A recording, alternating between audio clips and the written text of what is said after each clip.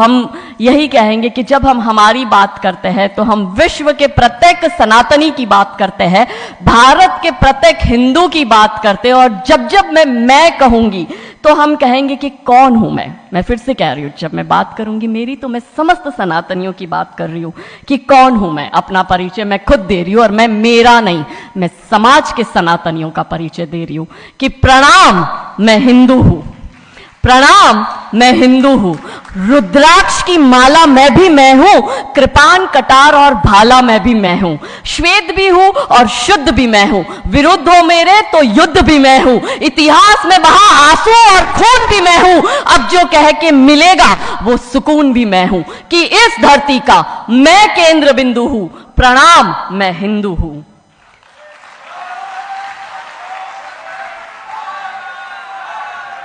महादेव।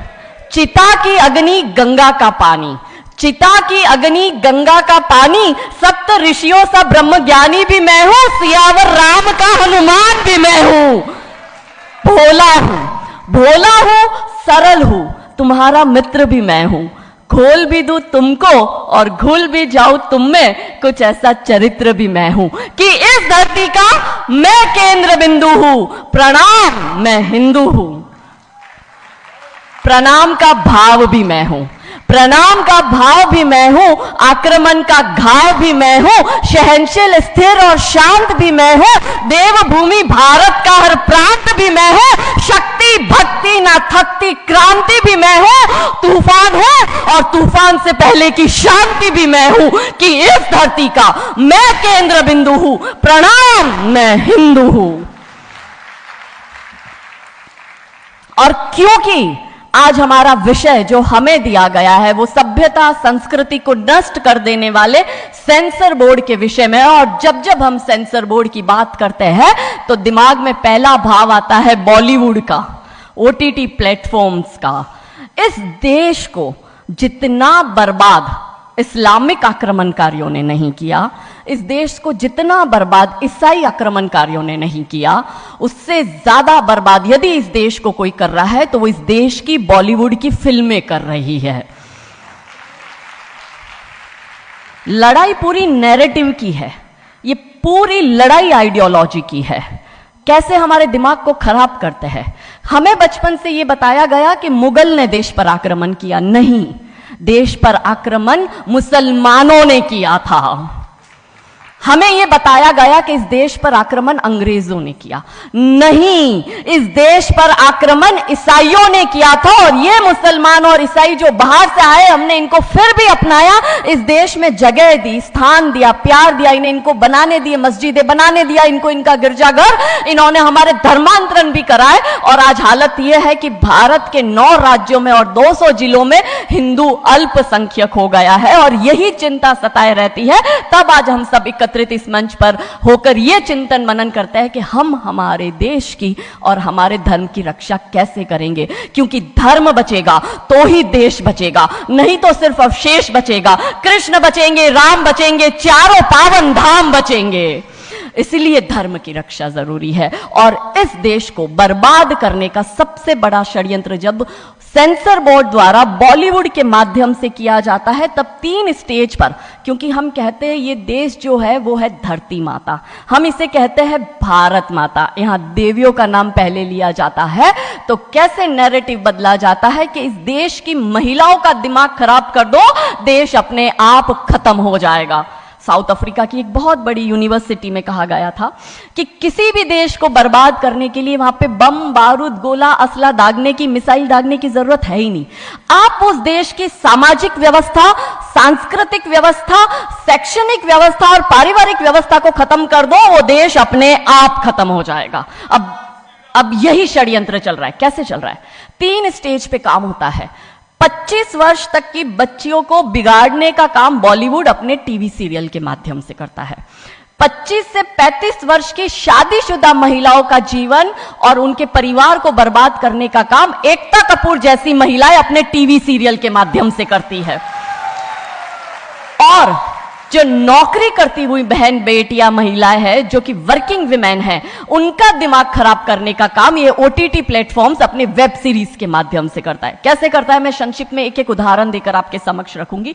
और बहुत जरूरी है कि जब हम तो एक साधारण व्यक्ति है, हम संसारिक जीवन में रहते हैं, लेकिन यहाँ पर जो उपस्थित हमारे संतगण है, महंतगण है, इनके बहुत बड़ा फॉलोअर्स ग्रुप रहता है, बहुत से लोग आते हैं, बहुत सी महिलाएं आती है। ये बात वहां तक पहुंचे क्योंकि वो यहाँ पर उपस्थित नहीं है, पर हमें पता है कि वीडियो के माध्यम से हमारे संत श्री, हमारे महंत श्री हमारी ये वाणी जो है उन तक पहुंचाएंगे कि कैसे करते हैं। ये एक फिल्म बनाते हैं 25 वर्ष की तक की बच्चियों को कैसे बिगाड़ना है। हिंदुओं के परिवारों को बिगाड़ने के, तोड़ने के षड्यंत्र चल रहा है। और सिर्फ एक हिंदू को नहीं खराब करना है, उसके पूरे के पूरे कुटुंब को बर्बाद कर देना है। तो एक भारत की महिला 2 परिवार को जोड़ती है, मायका पक्ष और ससुराल पक्ष। और हम कहते हैं कि भारत की परिवार व्यवस्था जो है वो मानवता की सबसे बड़ी देन है। तो इसी व्यवस्था को खत्म कर दो। कैसे कर दो? तो ये एक फिल्म बनाते हैं अतरंगी रे। हमारी क्योंकि दीदी भी यहाँ उपस्थित है जो कि सेंसर बोर्ड में सदस्य है, तो हम इतना उनसे विनती करेंगे कि हमारी ये बात भी उन तक पहुंचाए। सिस्टमैटिकली ये फिल्मों में लड़की दिखाएंगे हिंदू की, लड़का दिखाएंगे मियाँ भाई का, और उसमें भी दिखाएंगे कि वो लड़का चाहे अनपढ़ हो, चाहे गवार हो, चाहे आतंकवादी हो, चाहे पंचर छाप हो, और वो हिंदू की लड़की चाहे कितनी पढ़ी लिखी हो, लेकिन उसका परिवार जो है वो रूढ़िवादी है, वो रिग्रेसिव है, और उसके सामने यदि वो घोड़ा भी चला रहा है, खच्चर टट्टू भी चला रहा है, तो वो बड़ा प्रोग्रेसिव है, वो बड़ा संस्कारी है। कैसे करते हैं? ये एक फिल्म बनाते हैं अतरंगी रे। अतरंगी रे फिल्म में जो कि आज की युवा बच्चियों का लेटेस्ट क्रश है, सारा अली खान हीरोइन लेते हैं। हमारी युवा बच्ची इसको फॉलो करती है।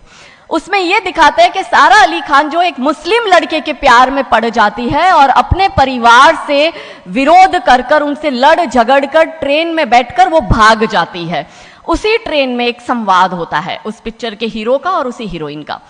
दोनों अपनी अपनी लव स्टोरी शेयर करते हैं। तो हीरोइन पूछती है हीरो को कि तुम्हारी लव स्टोरी बताओ। तो वो कहता है कि कल मेरी शादी होने वाली है और लव स्टोरी तो मेरी लव स्टोरी है कि मैंने बचपन से जिस लड़की से प्यार किया, जिसके साथ पढ़ाई की, जिसके साथ मैं बढ़ा हुआ, उसी लड़की से मेरी बचपन की मित्र जो मेरे समाज की है, जो मेरे गांव की है, उसके साथ ही मेरी शादी होने वाली है। तो वो हीरोइन कहती है अरे ये और कोई लव स्टोरी है, ये लव स्टोरी नहीं हो सकती। तो हीरो पूछता है तो फिर क्या हो सकती है लव स्टोरी? तो वो कहती है कि मैंने एक मुस्लिम लड़के से प्यार किया है, मैं ठाकुरों की लड़की हूं, पूरा समाज, पूरा घर, पूरा परिवार मेरे खिलाफ है और मैं उन सबको ठोकर मारकर, उनकी भावनाओं को ठोकर मारकर अभी ट्रेन में बैठकर भाग रही हूं उस लड़के से शादी करने के लिए। और वो हीरोइन वहां पे डायलॉग देती है कि लव स्टोरी तो मेरी लव स्टोरी है कि मैं ठाकुर की लड़की और वो कतई मियां भाई, और ये है असली लव स्टोरी। तब हमारी 13, 14, 15 साल की युवा बच्ची, जिसके शरीर में हार्मोन्स चेंज होते हैं, आकर्षण होता है विपरीत व्यक्ति के लिए, तब वो आकर्षण में ये सोचती है कि हिंदू होके हिंदू बॉयफ्रेंड नहीं रखना, हिंदू होके हिंदू से प्यार नहीं करना। आप इतिहास में छपेगी, आपकी लव स्टोरी तभी बनेगी जब आप किसी मियाँ भाई से प्यार करेगी और उससे शादी करेगी।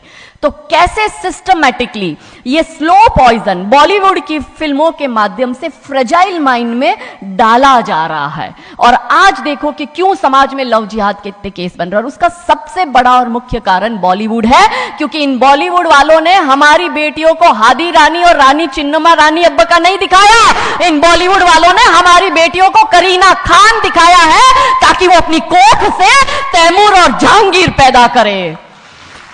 ये बॉलीवुड वाले लव स्टोरी पर फिल्म बनानी है तो ये हादी रानी और राजा रावत सिंह चुड़ावत पर क्यों नहीं बनाते? मैं आपको उनकी कथा शॉर्ट में करती हूं कि राजा रावत का शादी जो होता है वो हादी रानी से होता है, मेवाड़ के राजा है, और औरंगजेब की सेना आक्रमण करने आती है। और जब औरंगजेब की सेना आती है तो राजा रावत सिंह का 2 दिन पहले ही विवाह हुआ होता है हादी रानी से।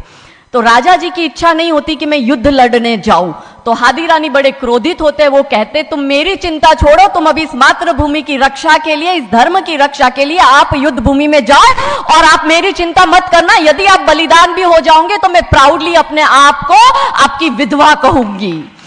तब राजा रावत युद्ध लड़ने जाते हैं। युद्ध भूमि में राजा रावत जी को हादी रानी की बहुत याद आती है, क्योंकि नई नई शादी हुई होती है तो नई बियाई दुल्हन को छोड़ के आए होते हैं, तो बहुत याद करते हैं। तो वो अपने दूत को कहते हैं, अभी सेना आने में समय होता है और युद्ध में भी समय होता है, तो वो कहते हैं अपने दूत को कि जा तू रानी सा के पास जा महल में और उनसे कहे कि राजा जी को आपकी बहुत याद आ रही है, आप अपनी कोई एक निशानी उनके लिए भेजो। दूत भी बड़ा टेंशन में आ गया कि ये युद्ध भूमि में बैठे और इनको हादी रानी की याद आ रही है, ये युद्ध लड़ेंगे कैसे और जीतेंगे कैसे। पर वो दूत डरते डरते पहुंचा रानी सा के पास और रानी सा को कहता है कि राजा रावत जी ने आपकी एक निशानी मंगाई है, उनको आपकी बहुत याद आ रही है। तो रानी सा बहुत क्रोधित हो जाते कि ये मेरा पति कैसा, ये युद्ध लड़ेगा कैसे, औरंगजेब की इतनी बड़ी विशाल सेना है, यदि जहां युद्ध भूमि में बैठकर उसको रणनीति बनानी है वहां वो मेरी निशानी मंगवा रहा है। तब हमारी हादी रानी क्रोधित होती है, हाथ में तलवार लेती है, अपनी गर्दन काटती है, थाल में सजा के दूत को देती है और कहती है जा तेरे राजा को जाके दे देना मेरी निशानी। तब वो दूत युद्ध भूमि में जाता है, राजा जी को हादी रानी की निशानी यानी कि उनका कटा हुआ मुख देता है। राजा जी बड़े दुखी हो जाते हैं, उनको लगता है उनसे बहुत बड़ी गलती हो गई। राजा जी रानी की अंतिम इच्छा समझ जाते हैं, रानी जी के लंबे बाल होते हैं, उन बाल की वो माला बनाते हैं, उनके मुख की माला बनाते हैं, वो युद्ध लड़ते हैं, औरंगजेब से युद्ध जीतते हैं और जीतने के बाद राजा रावत वहीं युद्ध भूमि में अपना बलिदान देते, अपनी गर्दन काटकर वहीं अपने जीवन का त्याग करते हैं। यह है लव स्टोरी। पर बॉलीवुड इस पर फिल्म नहीं बनाएगी कि इतिहास चुराए नहीं है, हमने इतिहास बनाए हैं और लाखों शीश कटे हैं रण में तब जाके हिंदू कहलाए हैं। ये महान गौरवशाली इतिहास हमारा, पर बॉलीवुड इसका इतिहास हमारे समक्ष आने नहीं देता।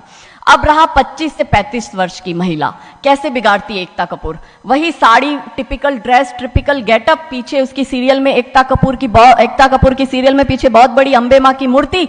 दिखाएंगे कैसे हिंदू महिला को, क्योंकि परिवार खत्म करना है हिंदुओं का। तो वो एक से प्यार करेगी, शादी दूसरे से करेगी, जीवन में तीसरा पुरुष आएगा, फिर दूसरा मर जाएगा, फिर उसको चौथा पसंद आने लगेगा, फिर जो मर गया वो जिंदा हो जाएगा, फिर कंफ्यूज हो जाएगी किसके साथ जाऊं, दूसरे के साथ कि चौथे के साथ। क्या हमारी भारतीय महिलाएं, क्या हमारी हिंदू महिलाएं, सबसे बड़ा प्रश्न यह है कि क्या हम 4-4 पुरुषों के साथ अफेयर करते हैं? क्या ये हमारा सम्मान है? और अगर यदि हम सब एक होकर इसके लिए नहीं बोलेंगे तो ये आवाज नहीं उठेगी। और दुख की बात यह है कि ऐसी एकता कपूर जैसी महिलाएं जो घर तोड़ने का काम कर रही है, इनको पद्मश्री अवार्ड मिल जाता है। कैसे मिलता है? भारत सरकार से आज इस भूमि पर खड़े होकर मैं निवेदन करती हूं कि आप ऐसी महिलाओं के पद्मश्री वापस लो, क्योंकि ये महिलाएं हिंदू परिवारों के मकान, घर तोड़ने का काम कर रही है। और तीसरा और अंतिम, नौकरी करने वाली बहनों का दिमाग कैसे खराब करना है। तो ओटीटी प्लेटफॉर्म के माध्यम से ये दिखाएंगे कि यदि आप नौकरी कर रही है तो आपके सास ससुर आपके पैर की जूती, आपका पति आपके पैर की जूती। बच्चा पैदा करने के लिए आपको किसी से शादी करने की जरूरत नहीं है, आपको ससुराल व्यवस्था में रहने की जरूरत नहीं है, और आप है फेमिनिस्ट। और स्त्रीवाद का झंडा दिखाकर हमारी बहन बेटियों को एक हाथ में शराब का ग्लास, दूसरे हाथ से सिगरेट फूको, अंग्रेजी में गालियां बको और आप अपने आप को फेमिनिस्ट कहो। क्या यह फेमिनिज्म है भारत की धरती का? ये कभी नहीं हो सकता। रानी चिन्नमा, रानी अब्ब का फेमिनिज्म का उदाहरण है, और दूर जाने की जरूरत नहीं है। हमारी परम पूजनीय दीदी मां साध्वी रितंबरा दीदी मां फेमिनिज्म का सबसे बड़ा उदाहरण हमारे समक्ष है। रानी नायका देवी, रानी लक्ष्मीबाई हमारे लिए फेमिनिज्म का सबसे बड़ा उदाहरण है। तो यहां उपस्थित सभी महानुभावों से हम यही विनती करते हैं कि फिल्म के माध्यम से ड्रग्स, अश्लीलता और गाली गलौच ये दिखाने के सिवाय कुछ नहीं होता। तो हम सब मिलकर एक साथ एक आवाज उठाए कि इन चीजों का बंद होना बहुत जरूरी है, क्योंकि आने वाली पीढ़ियों को बर्बाद करने का काम ये लोग अपने टीवी सीरियल और फिल्मों के माध्यम से कर रहे हैं। और क्योंकि शुरुआत भगवान राम जी के नाम से करी थी, तो अंत भी हम भगवान राम जी के नाम से करना चाहेंगे कि कौन है राम। राम जो है चेतना है, बिंदु है, बिंदु जिससे प्रस्फुटित है तेज, तेज जो कि इस समस्त सृष्टि की रचना की कल्पना का हेतु है। अनाम है, अनाम जो है पंक्ति में प्रथम, प्रथम है धर्म धैर्य का, है शौर्य का, अनंत अंत क्रोध का, प्रचंड युद्ध का, निलय प्रलय विराम है, विराम है अहम का, है शोध इस अनंत का, अनंत मुक्त क्रोध का, अनंत भक्ति बोध का, अनंत शक्ति स्रोत का, अनंत मोक्ष धाम है। वो एक नाम राम है, वो एक नाम, वो एक नाम। नमः पार्वती पते हर हर महादेव। बहुत बहुत धन्यवाद, बहुत बहुत आभार, थैंक यू।